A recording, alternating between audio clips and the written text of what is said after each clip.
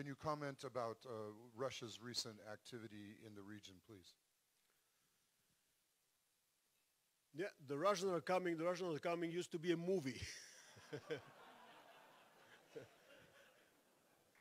But to be honest, they surprised all intelligence services, the Israelis, the Americans, the Europeans, the Arabs. One day, a year and a half ago, they landed with no previous alert. First, they landed at the Tartus harbor in Syria to make sure that they have a leg in the Mediterranean. It's the only port that they have in the Mediterranean Sea. Then they built the Hamimim airport nearby, and they understood that there is a vacuum. The United States pulled out its troops and influence in the Middle East, and they understood it's about time for them to get back. So they got back. They decided to stabilize Bashar al-Assad as a president of Syria whatsoever. So they decided not to bring boots on the ground, but to use the boots on the ground from Iran that brought Hezbollah and established a new militia, a Shiite militia, like a foreign legion, with terrorists gathering from all over Pakistan, Afghanistan, Iraq, Iran, Syria, and other countries, that they have nothing to do in their life but fighting. They have no families, no roots.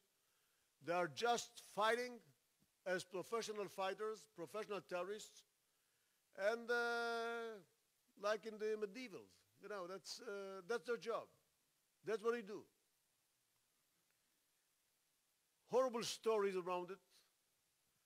If you hear about what happens in northeast Syria, close to the Iraqi border, with the Yazidis, with what we heard about Nigeria, that they took 300 Christian girls from a school, Boko Haram, and they forced them either to convert Islam, which was a good solution. I mean, they could get married by force, of course. And the others who refused to convert Islam became assets, were sold for nothing to be used as a tool. 300. In Syria, it's done by the Shiite militia and ISIS in thousands.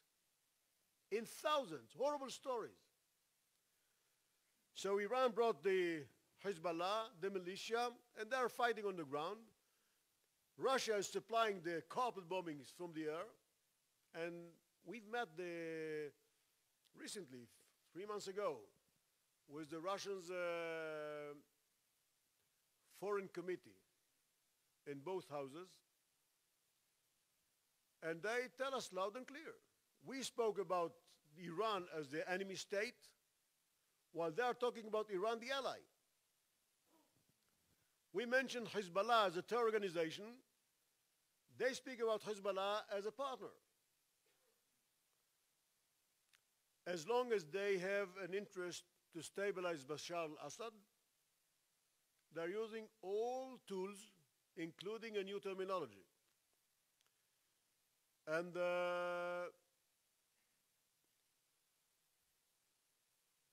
they received recently from Bashar al-Assad, he didn't have any other choice, a piece of land from Syria. He leased it for them for 50 years. They didn't come for a tour. They didn't come for a visit. They came to stay in the Middle East for the coming 50 years, remain 49 years. So it means that the Russians, when they will stabilize Bashar al-Assad, if they will find another leader that can create a better consensus, they will replace Bashar al-Assad. But they are in the Middle East. They took an advantage of the fact that the United States pulled out its troops, and no doubt they are deep in Syria, in very strong relations with Iran, started to to sell Egypt some new weapons, Russian weapons, in addition to the American sophisticated weapon. And we believe it's just the beginning. Now, Russia is not an enemy state for Israel. But we have to be very careful. They brought just recently, a few months ago, they brought the carrier, the air carrier Kuznetsov. It's a broken and old one. It's nothing to compare with your carrier. But they brought it to the Middle East with the whole ships around, with sophisticated radars. And now they know, grosso modo, about every plane that takes off in Israel, all along the country. So it's a new situation. It bears some threats, but it bears some opportunities. If you ask me about the opportunities, I think that the United States may play a main role in the opportunities. Why? Because President Trump, according to what was published, has good relations with the administration in Russia, with Putin and his people. 100 years ago, there were two people, Sykes and Picot, a British and the French, who divided the whole Middle East into countries. If you look at the borders all along the Middle East, you can see that those borders are, if we see the map, you see the borders are straight. It has nothing to do with geography. It has to do with the lines of the globe. And here and there some chain of mountains or valleys. So Sykes-Picot did it 100 years ago. It worked to a certain extent. It's not a huge success. How do I know it? 6 countries crashed over the last 6 years. So it means that something goes wrong. And two powerful leaders like Putin and Trump, if they will find a common denominator about the Middle East, I wouldn't be surprised if we shall hear about Sykes-Trump and Putinico, I don't know how to call it, that they will try to form a new Middle East by making decisions, tough decisions, and two superpowers today, like Russia, like the United States, if they are determined, it might create new situation in the Middle East. We, Israel, we have to make sure that in those new arrangements, our interests are not going to be violated.